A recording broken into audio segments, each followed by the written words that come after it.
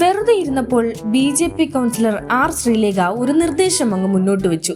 എന്റെ ഇല്ലാത്ത ബുദ്ധിയിൽ ഒരു ഐഡിയ തോന്നുന്നുണ്ട്. ശാസ്തമംഗലത്തെ MLA ഓഫീസ് ഒഴിയണമെന്ന് VK പ്രശാന്ത് MLAയുടെ ഒരു ഓർഡർ. കരാറില്ലാതെയാണ് MLA ഓഫീസ് പ്രവർത്തിക്കുന്നതെന്ന് ഒരു മുന്നറിയിപ്പും. എന്റെ അറിവിൽ ഇങ്ങനെ ഒരു കരാറുണ്ടെന്ന് എനിക്ക് തോന്നുന്നില്ല. ഇതൊരു അഗ്രിമെന്റിന്റെ ബേസിസിൽ വാടക കൊടുക്കുന്നുണ്ട്. അപ്പം കോർപ്പറേഷന്റെ സ്ഥലമായതുകൊണ്ടാണല്ലോ വാടക കൊടുക്കുന്നത്. അദ്ദേഹത്തിന്റെ സ്ഥലമാണല്ലോ, അദ്ദേഹം വാടക കൊടുക്കേണ്ട ആവശ്യമില്ലല്ലോ. ഇവര് വാടകക്കാരാണെന്നോ കയ്യേറ്റക്കാരാണോ എന്നുള്ളതിന്റെ ഒരു രേഖയും സേട്ടുവിന്റെ കയ്യിലില്ല. പക്ഷേ ആ രേഖ എന്റെ കയ്യിലുണ്ട്. BJPക്കാർ ഓടുന്നത് പോലെ ഇത്തരം ഉമ്മാക്കികൾ കണ്ട് VK പ്രശാന്തും ഓടുമെന്ന് കരുതിയ ശ്രീലേഖയ്ക്ക് അവിടെ പിഴച്ചു. കരാർ കഴിയുന്നതുവരെ അവിടെ നിന്ന് മാറില്ലെന്ന് വ്യക്തമാക്കിയെന്ന് മാത്രമല്ല, എഗ്രിമെന്റും കാണിച്ചു തന്നു. നിയമപരമായും രാഷ്ട്രീയപരമായും ഇതിനെ നേരിടുമെന്ന് VK പ്രശാന്ത് MLA പറഞ്ഞതോടെ ശ്രീലേഖ കുഴഞ്ഞു. അഭ്യർത്ഥനയായാലും യാചനയായാലും അങ്ങനെ ഒരു ആവശ്യം പറഞ്ഞപ്പോൾ സ്വാഭാവികമായിട്ടും അത് സാധ്യമല്ല എന്നുള്ള നിലയ്ക്ക് മറുപടി നമ്മൾ വ്യക്തമാക്കുകയുണ്ടായിട്ടുണ്ട്.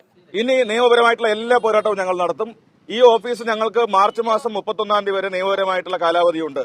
ആ കാലാവധി കഴിഞ്ഞ് പുതുക്കുന്നതിന് ഞങ്ങൾ കോർപ്പറേഷനോട് ആവശ്യപ്പെട്ടിട്ടുണ്ട്. കോർപ്പറേഷൻ ഒഴിപ്പിക്കാനാണ് ഭാവമെങ്കിൽ ഞങ്ങൾ അതിനെ നിയമപരമായും രാഷ്ട്രീയമായും നേരിടും.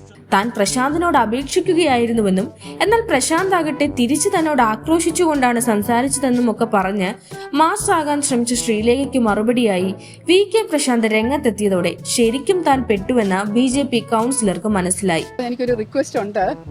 എനിക്കിരിക്കാൻ ഒരു സ്ഥലമില്ല. അപ്പൊ ആ ഒരു ഓഫീസ് പ്രശാന്ത് ഒന്ന് മാറിത്തരാൻ പറ്റുമോ, അതൊന്ന് പരിഗണിക്കണേ. അതെന്റെ ഒരു റിക്വസ്റ്റ് ആണ് എന്ന് പറഞ്ഞു. അദ്ദേഹമാണ് ഇങ്ങോട്ട് പറഞ്ഞത് അത് പറ്റില്ല, ഒഴിപ്പിക്കാമെങ്കിൽ ഒഴിപ്പിച്ചോ എന്ന് പറഞ്ഞു. ഞാൻ അതിനുശേഷം അങ്ങനെ പറയല്ലേ പ്രശാന്ത്, ഞാൻ ഒരു സഹോദരി ചേച്ചിയുടെ സ്ഥാനത്ത് നിന്ന് പറയുകയാണ്. മധു കേട്ടതാണ്. എന്റെ കൂടെ എന്റെ ഭർത്താവ് ഉണ്ടായിരുന്നു. വേണമെങ്കിൽ അദ്ദേഹത്തോടും ചോദിക്കാം. ട്രസ്റ്റ് എന്ന് പറഞ്ഞ ആരൊക്കെ അതിലെ അംഗങ്ങള്? ഞാനും അപ്പനും അപ്പന്റെ സഹോദരി സുഭദ്രയും.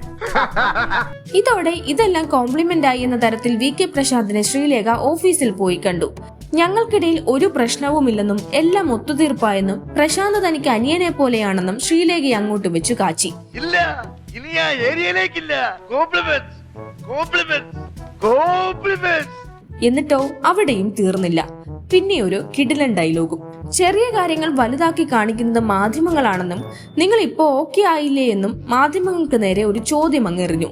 ഞങ്ങൾ തമ്മിൽ യാതൊരു കുഴപ്പവുമില്ല. ഞങ്ങൾ തമ്മിൽ നിങ്ങൾ ചെറിയ ഒരു പ്രശ്നം വിവാദമാക്കരുത്. ഞങ്ങൾ എന്റെ അനിയൻ തന്നെ ഞാൻ മോനെ സംസാരിക്കുന്ന ആളാണ്. അതിലൊരു തർക്കവും നമ്മളല്ല. പ്രശാന്തിന് ഈ 3 മാസം കണ്ടിന്യൂ ഞാൻ അഭ്യർത്ഥിച്ചതേ ഉള്ളൂ. പ്രശാന്തിന് 3 മാസമോ 4 മാസമോ ഇരിക്കുന്നതിന് എനിക്ക് ബുദ്ധിമുട്ടില്ല.